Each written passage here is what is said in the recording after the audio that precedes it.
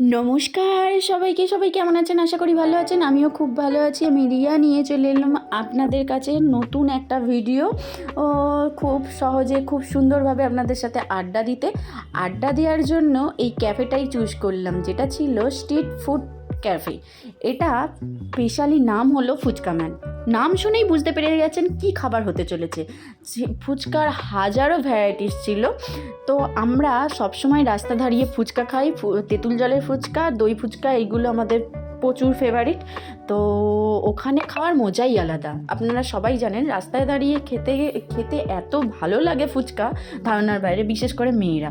তো যাই হোক, এখানে নর্মাল ফুচকা 99 টাকা দাম। আরে ব্রাস, আমাদের তো মাথা খারাপ হয়ে গেছে, বেরোতেও পাচ্ছি না। এত টাকা দাম দেখে ভাবছিলাম ব্যাক করব, কিন্তু লজ্জাটাও আছে তো আমাদের, তাই জন্য ভাবলাম একটা নর্মাল তেঁতুল জলের ফুচকা নিয়ে নেওয়াই যাক।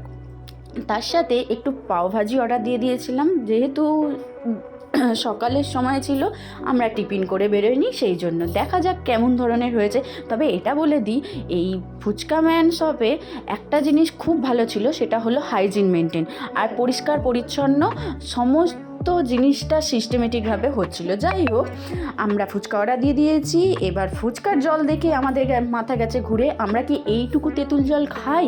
রাস্তায় দাঁড়ালে দাদা আরও তেঁতুল জল দিন, আরও তেঁতুল জল দিন বলেই মাথা খারাপ করে দিত। এখানে এইটুকু তেঁতুল জল দেখে আমাদের মাথা তো গেল ঘুরে।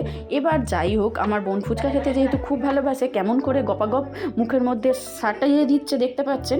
তো ওই 2-3টে মেরে দিয়েছে। এরপরে আমরা চলে গেলাম পাওভাজি আনতে। পাওভাজিটাও খুব ভালো ছিল। যাই হোক, আপনারা একবার এসে অবশ্যই কলকাতায় এই ফুচকা ম্যান শপে ঘুরে যেতে পারেন। Tata, bye bye. আবার নেক্সট ভিডিও দেখা হচ্ছে। তো ভালো থাকবেন, সুস্থ থাকবেন, আশেপাশে পরিবেশ সুস্থ রাখবেন, পশু পাখির যত্ন নেবেন।